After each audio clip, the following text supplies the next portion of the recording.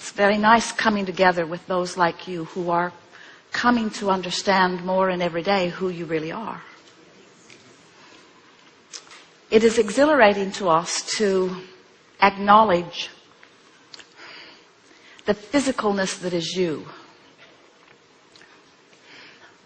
especially as you begin to deliberately, and you are rare in this, to integrate the non-physical part of that which is you into your day-to-day experiences. You are more than these physical bodies, aren't you? You are source energy expressing here.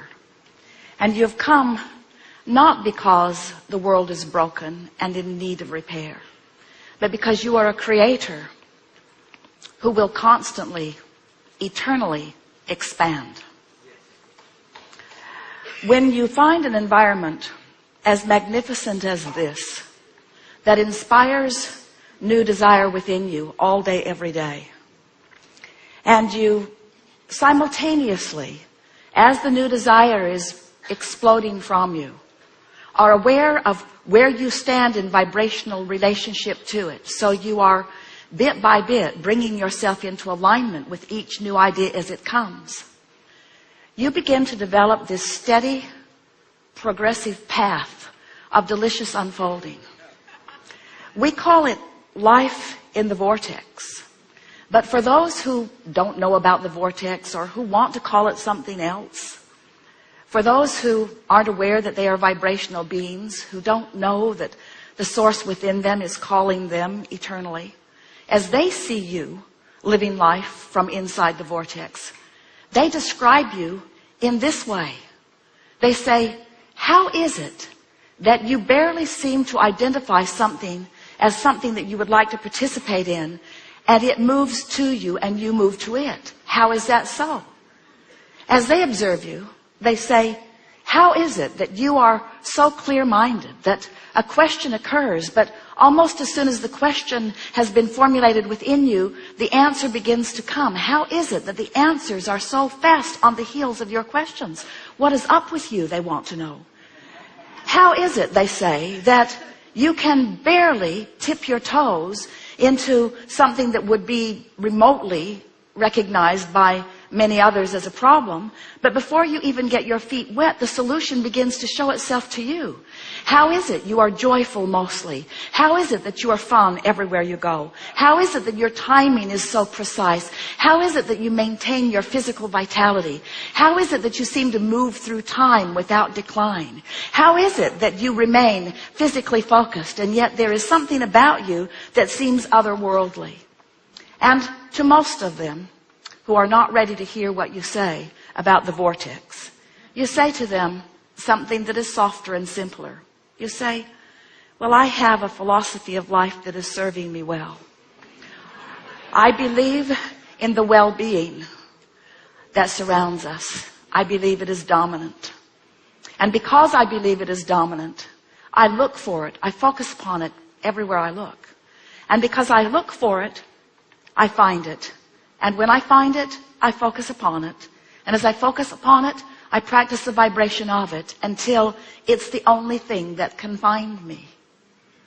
I live in a world of well-being predominantly because well-being is what I look for. In fact, I have a mantra, you might say to them. Today, no matter where I'm going, no matter what I'm doing, no matter who I'm doing it with, it is my dominant intent to look for what I'm wanting to see. Because when I look for what I'm wanting to see and find it, I practice the vibration of that. And then my world is filled with things that essentially, things that in essence are the same as that. Oh, don't get me wrong, you can say to them. I live in the world, the real world, like you. And from time to time, I see those things that I'd rather not see.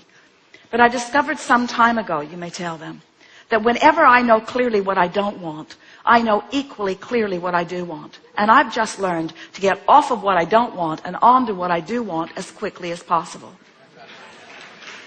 When I was really little, I could feel that when someone praised me, it felt really, really good. And in the same way, when someone criticized me, it didn't feel good at all. And I recognized even when I was little that when I praised someone else, it would most likely feel good to them. And that if I were to criticize them, it would most likely not feel good to them. But what I was startled to discover is that every time I criticize anyone else, I don't feel good either. And so I've decided that there is a power in the way I feel. I believe, you may tell them if you want, that we were born into these physical bodies for the purpose of exaggerated and blissful expansion. And as I participate with those who surround me, I know that it's true of me and all of them that we are doing exactly that. But then somewhere along my trail, I figured something else out. Not only do I want to feel good, and not only does it feel really good to feel good, but I discovered that I have unconditional control of the way I feel. That was a big step for me. Because when I discovered that through the power of my focus, I could always find something that would feel good. And that if I deliberately do focus, that I can train myself into a frequency where only good feeling things can find me.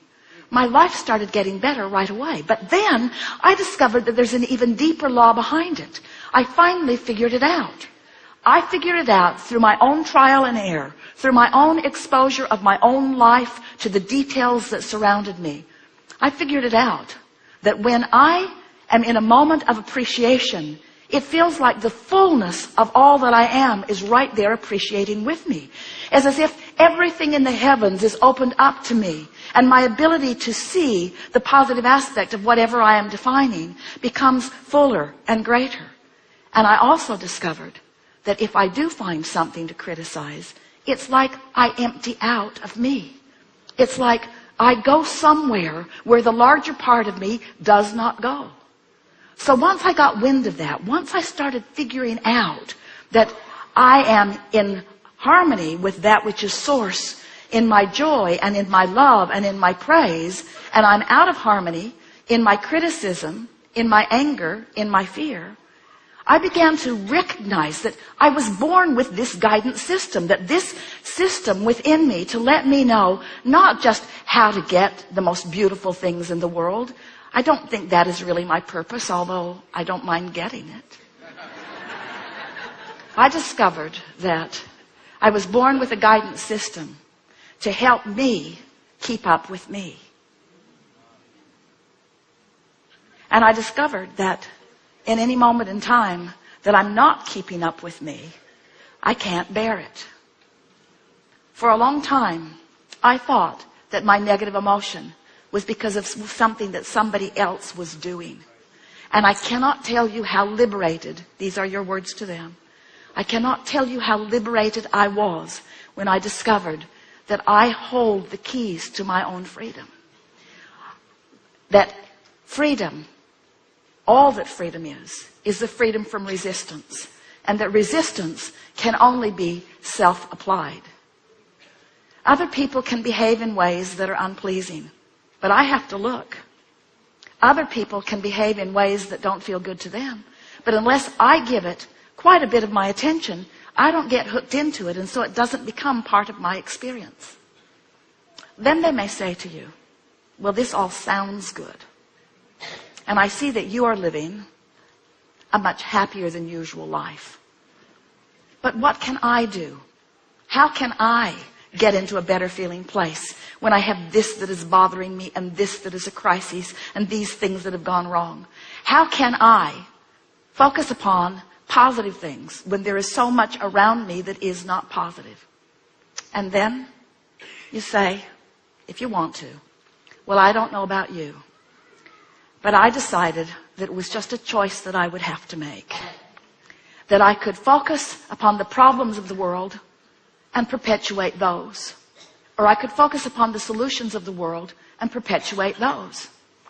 And beyond the perpetuation of the solution, I discovered that it feels way better to focus upon the solution than the problem. And so I do it for me, selfishly. I have to tell you, I do it for me. And then they may say to you, oh, I've heard of selfish ones like you who get yourself into a good feeling place and then will not look where it does not feel good. How is it that you can put your head in the sand and not notice what's going on in the world? And then you say, oh, I notice, because I was born to do that. I was born to sift through the details of life experience and to choose those things that feel the best to me. And so I want you to know, you can say to them, that I see plenty of things that I don't want to perpetuate, but I don't get hung up in the vibration of that anymore. I move quickly from what I don't want to a statement of what I do want. And then I do my very best to practice the vibration of what I want. A lot of my friends don't want to hang around with me anymore, because when they want to complain and I don't listen with any sort of sincerity, they are annoyed. Sometimes they even get their feelings hurt. And then I discovered something that kept them from getting their feelings hurt.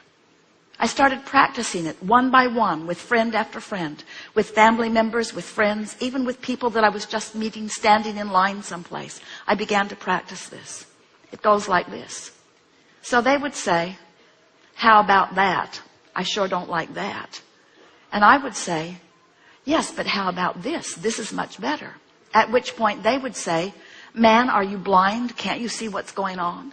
And so I realized that trying to point out the positive aspects to someone who's standing in the middle of negative aspects wasn't going off very well.